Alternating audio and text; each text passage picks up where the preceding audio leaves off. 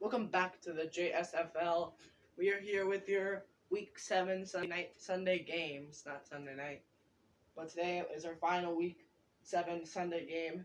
The Minneapolis Fishers being 3-3 at the 1-5 Charlotte Bats. The Bats hoping to get this win and become the best team in the East to put themselves in the playoff picture, and Minneapolis Fishers trying to keep up with the Detroit Power and to keep their names in the playoff race, as they are second in the playoff race, being 3-3 behind the 4-2 Gila Monsters. So we have your key moments here, as this is one of the overlooked matchups. I think this is both pretty good team. Well, they're okay teams, but both have really big playoff implications. Minneapolis trying to stay in the hunt, and Charlotte, if they win this, they're in the playoffs because the East is not known for their great great gameplay. That's what I mean. But we're here in Charlotte, as last time we were here in Charlotte was their game against the Seattle Navs, where they did get beat in their home turf. But we get to see them again as they face on a little easier of an opponent this time, the Minneapolis Fishers. Some think it's a little easier one, but the Minneapolis Fishers would still definitely give them a challenge.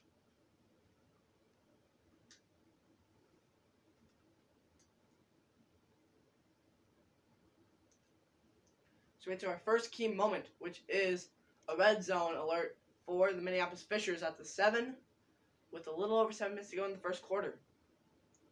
This seems to be the go-to time a person gets into the red zone for their first drive. And here it is in place for the Fishers. Let's see what they can do. Two people in the MVP race for the Fishers. Scotty Huber being 6 and Ronaldo Hoskins being 7th, who just a new person to the MVP race. He's new. Just came in this week. And he's hoping to have a big game here today.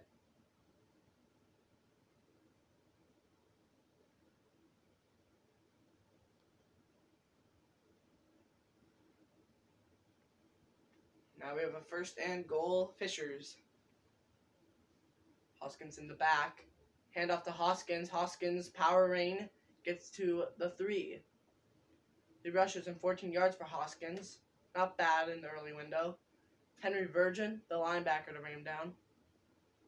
That's the second and goal now after the 4-yard rush by Hoskins.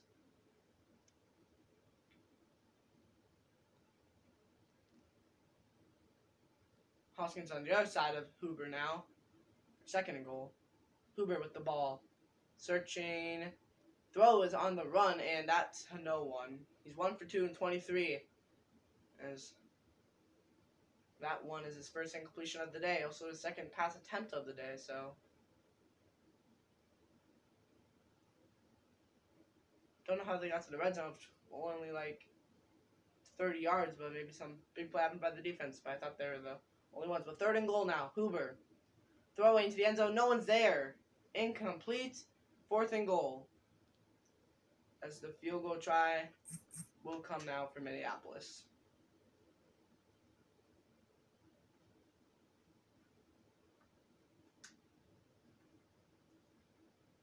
As we go to our next key moment.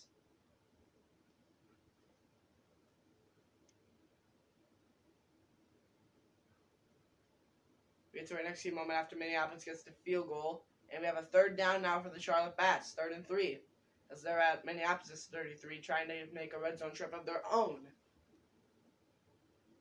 We'll see if Minneapolis can stop them. Joey Adams, one of the look-down running backs in the league, is hoping to have a big game here, as he was the first one to ever have a fumble out of a running back, so he's hoping to have a big game. And here he comes out of the gate, and he almost pushes it to the red zone at this 21. 5 rushes, 30 yards for Adams so far, as he averages 6 per carry. As I think this is a good. As we're back with the JSFL, and the Charlotte Bats have a red zone opportunity here. But I do think Joey Adams is a pretty good back. He just hasn't had opportunities because the Charlotte Bats offense and defense lacks. It's a pretty bad team in the East. all teams are pretty bad in these, but let's see. Adams on first and goal gets up to the 6, 2-yard rush there. But like, the East could be good. They just can't. Some of the teams in the East could be good. Like, I think the Businessmen could be good if they could just hold a lead. They choke a lot. The Wave could be good if they use more of their passing attack, which they don't. They rely on Francis Ox, which is a very bad situation for them. But here we have a second and goal now for the Bats. Jamerson in the pocket. He's running out of time a little bit here. He's going to go down. Taylor Lopez bringing in a sack. As he's the sack leader for Minneapolis Fishers, and they're 10th in getting to the quarterback out of 12 teams. So they're not really known for getting to the quarterback, but Taylor Lopez, my bad. That's his 7th sack of the season, 7.5 actually. But he isn't terrible at getting to the quarterback, averages 1 a game. It's not the best, but it's pretty good edge rusher. He just has no one else on the edge really helps him. No one else on the defensive line is really good in Minneapolis. The linebacker set's really good, though. Not the safeties. Third and goal. Jamerson at the 13 after Lopez gets the sack. Throws to the end zone. That's caught. Touchdown, Charlotte Bats. As the Bats get the touchdown. And that is Alan Rax to haul it in. The third string hauls it in. And that is his first touchdown catch of the season. As the only wide receiver on this team to get a touchdown pass caught is Tyler Jackson. All the other ones that went to Tyler Jackson and Jack Knott. Well, here we have a third down for the Fishers. My phone's incompetent, but don't mind that. As we have a third down for the Fishers. As they're actually trailing right now, early in the second. But plenty of time to change that, and that's what Hoover and the offense wants to do here on this third and down. And converting would be a big step to that.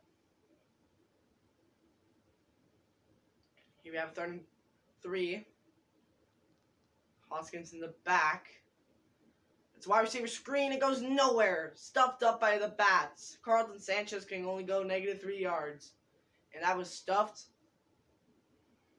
by Damian Targets. Would not let that one happen. As they try to pull the quick one. First of all, Sanchez went the wrong way, and Targets was not going to be fooled.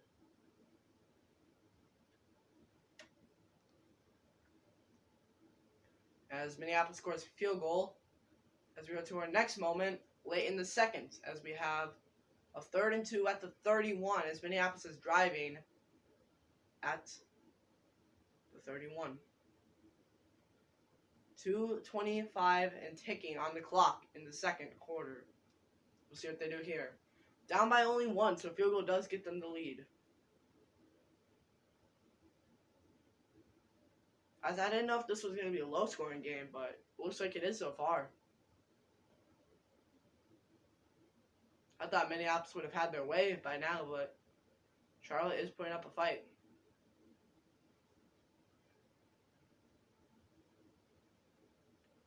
2 minutes left on the game, on the second quarter.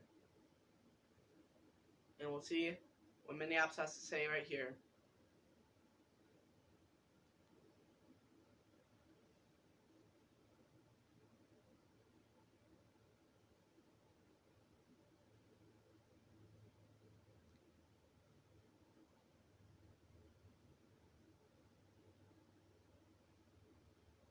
As we have a 3rd and 2 situation still.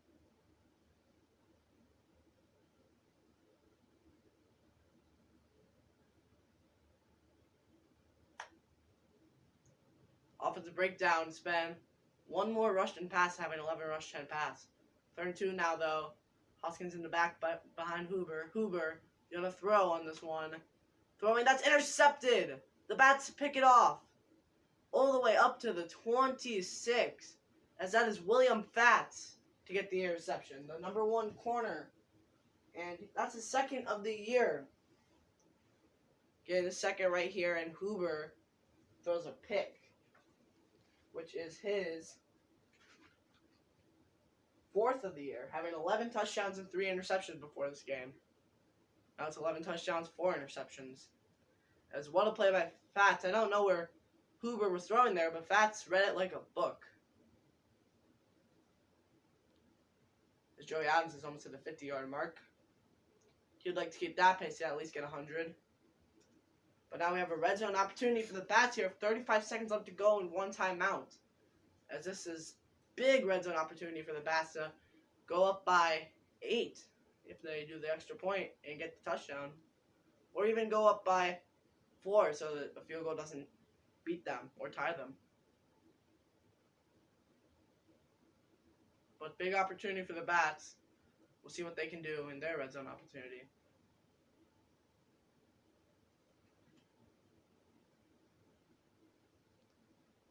The Bats really want to get into the playoff picture, and I think this might be... I thought this was the worst team in the East, but they could be in the playoff picture if they win this game, and it's a really big game for both teams, as I said before. So we'll see what happens here. 1st and 10 at the 16. Jamerson throwing. That's, incomplete. He couldn't even hang on to it. Right in his hands, but he dropped it. No even pressure by the defense. 52 rushing yards by Charlotte, and then 141 through the air. Now we have 31. The offensive breakdown, but 19 pass, 12 rush. They like to see Jamerson on the field. 2nd and 10. Jamerson throwing. That's caught. Touchdown, Charlotte Bats. As second receiving touchdown for Allen Rax. That's his 2nd of the year as well. As he's having a pretty breakout game here in the second half of the season, I guess. 2nd touchdown catch of the day. So he's been a red zone threat. Minneapolis can't contain him. Huber getting mad that he threw that pick earlier that led to this touchdown. Now we go into the 3rd quarter with the red zone alert for the Bats again. I think this is the best we've seen their offense the whole season so far. If they keep this pace, Minneapolis ain't going to be able to do nothing against them. At the 15 this time. In the red zone. Yeah, I think they have the team switched.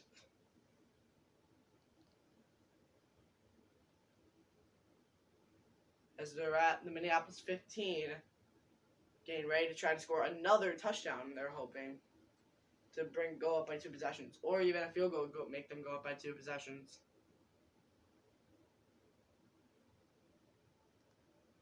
Yeah, I'm very confused. Why is the Minneapolis offense, but it says Charlotte has... Well, I guess it's the Minneapolis offense, but it says the Charlotte offense is on, but it is the Minneapolis offense. Huber hands it off. Hoskins looking for some room. Makes a cut inside and gets to the 6. 14 rushes, 73 yards for Ronaldo Hoskins. He's had a pretty good game so far. And if he keeps his pace, he'll be over 100 yards. 143 through the air for Minneapolis. Henry Virgin gets a 7th tackle of the day. 2nd and 1 now. As they're at the 6. Another run from Hoskins. Oh, no. Huber throwing. Got Lowell Snyder on the drag. Up to the 4, and that's a 1st and goal.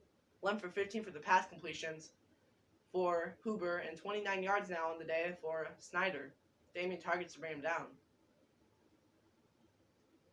The big tight end is a big part of the passing game for Minneapolis. As on his season, 36 catches, 417 yards, 3 touchdown passes. Catches, as he has had a pretty good season. 1st and goal now for the Fishers. As it's a delay for Hoskins, and he gets blown up.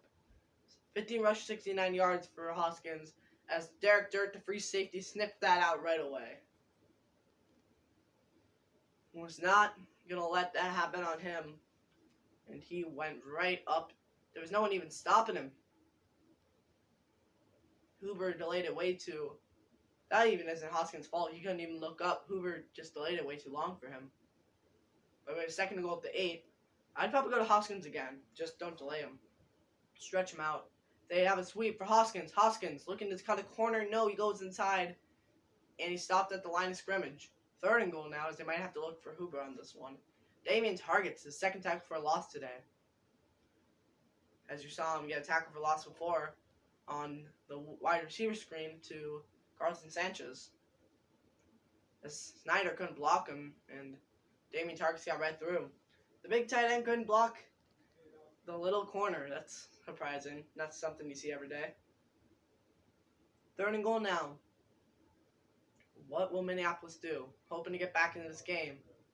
They're only down 1 touchdown. And a extra 2-point conversion. Huber in the pockets right out of time, and he throws it to no one. Almost had it picked off again. And it's a 4th and goal now. Huber does not seem to be on his game today. Charlotte seems to be shaking him up.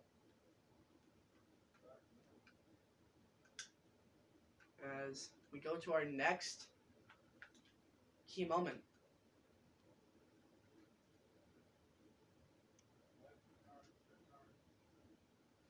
I think they faked the field goal and it didn't work, but we have another red zone attempt for the Minneapolis Fishers again, as they got the ball quickly back.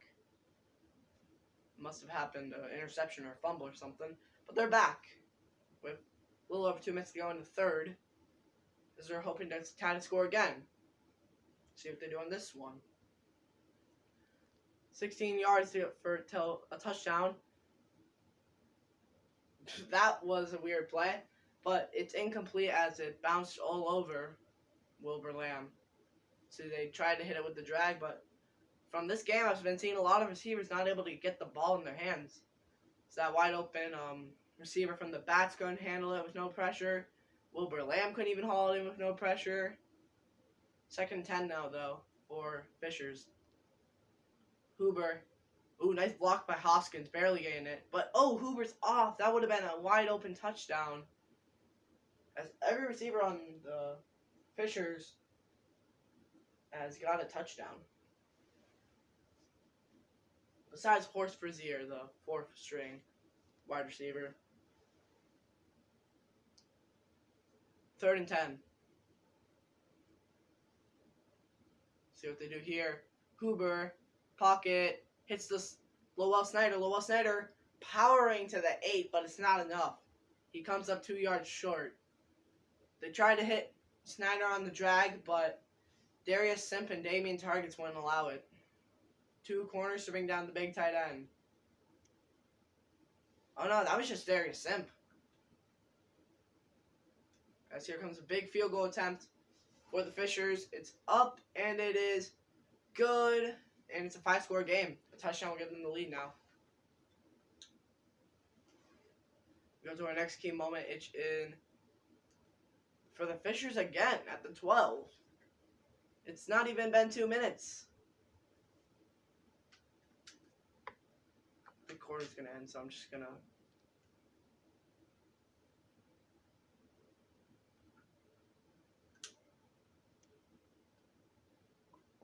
Okay, 3rd and 3 at the 5. Now for the Fishers. We'll see what they do in this play right here.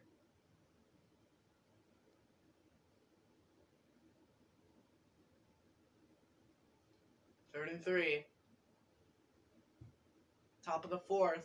Huber looking to pass. He's going to go down. Sacked. Gerald Lush. The 2nd string DT to bring him down.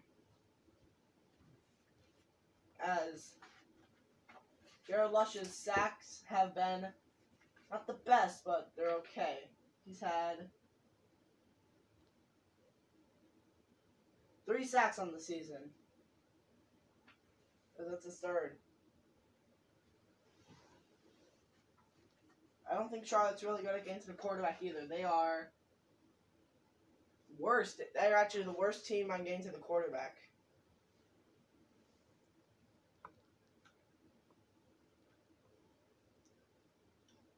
I think they're going for it, but I'm not for sure. No, they're not. My bad.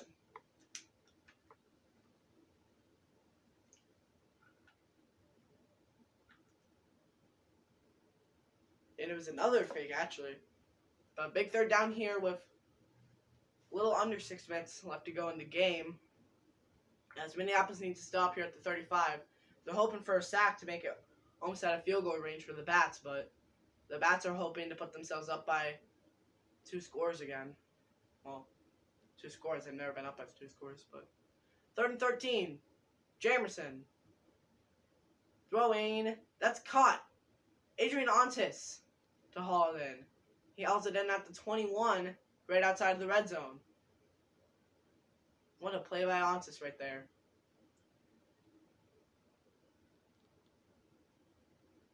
As they get the first down they needed, and the drive continues. And for Minneapolis, that was a big mess up there, as that might have been the game.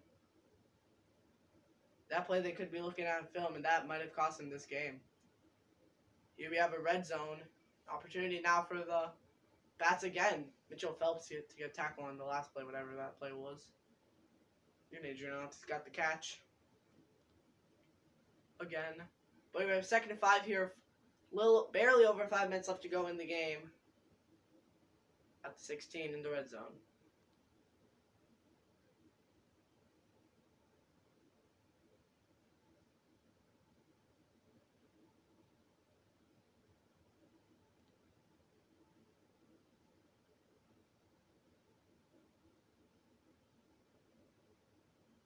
This is a big play, big drive, red zone opportunity here for the Bats to put them up by 2 scores.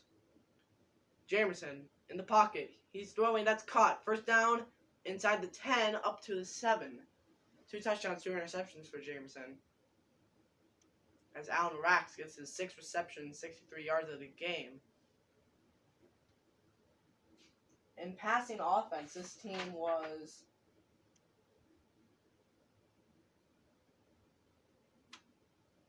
They were 9th. They were 9th in receptions, 9th in halfback yards as well. And they were also... Their O-line was pretty bad too, being 8th in the league.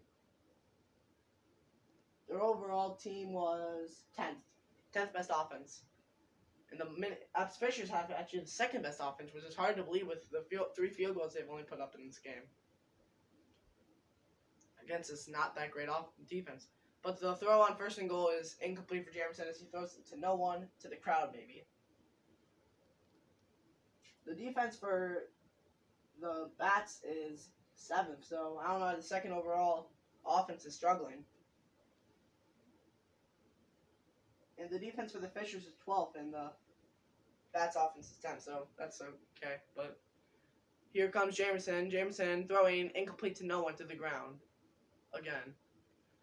These quarterbacks both have pretty bad action this game so far.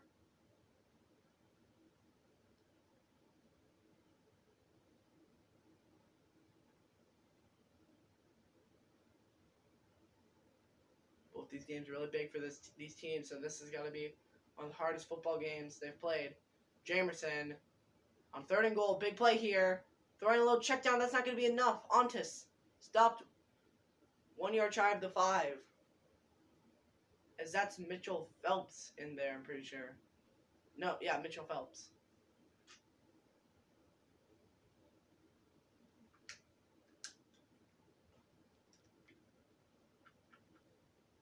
Okay.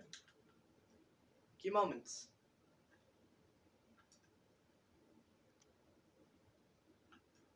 As they kick the field goal, and we have... Next key moment would be we have a 1st and 10 at the 34, 2:43 left in the game, and they need 8 points to tie. Oh no, wait, this is Charlotte. My bad. They're trying to run out the clock here. 2nd and 1 after Joey Adams gets a big run there for 9 yards. For Minneapolis, they probably can't allow this first down, or that might be game. They only need a touchdown and 2-point conversion, but they need to stop here first.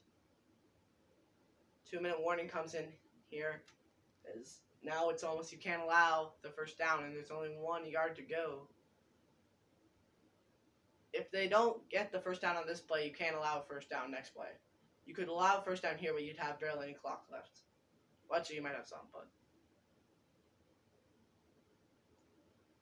Here, second and 1. Jameson hands it off to Adams. That's a first down. Adams to the 22 as Minneapolis uses their first time out.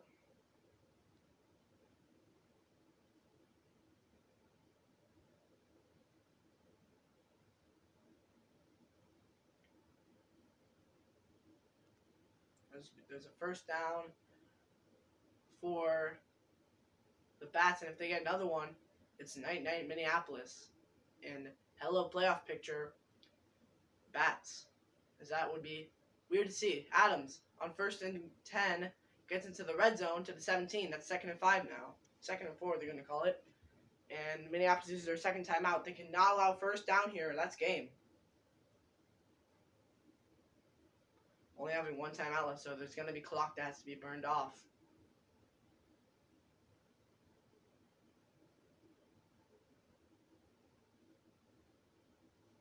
Second and 4 here.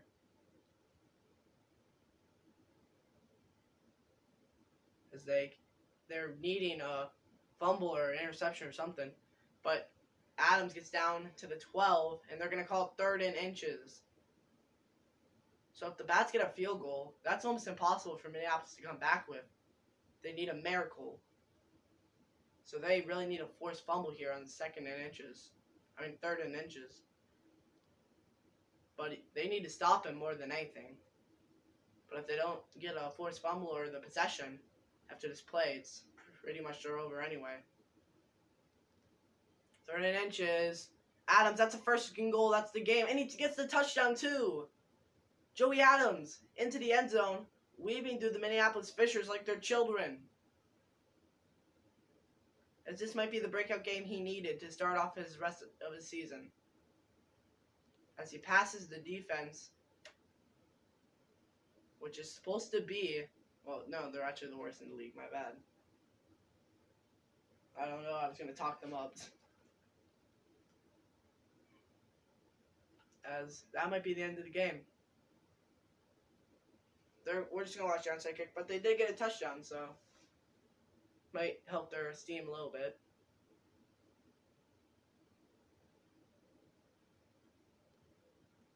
.33 seconds left to go, and they need this onside kick to have any shot in this game. They got the touchdown in quick time, which they needed, but now they need an onside kick, which is almost impossible. This has never been done in this league, so it'd be the first. It's a one-possession game, so we'll see what they can do here.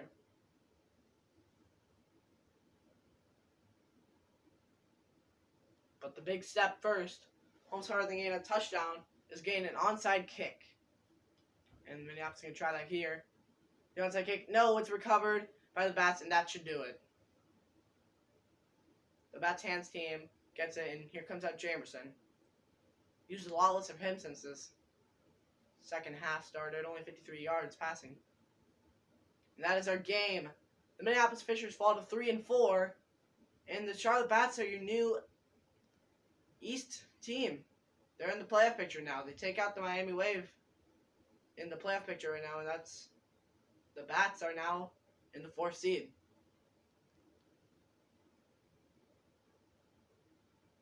As they finally, an East team gets their finally second win of the season, and they're 2-5 now.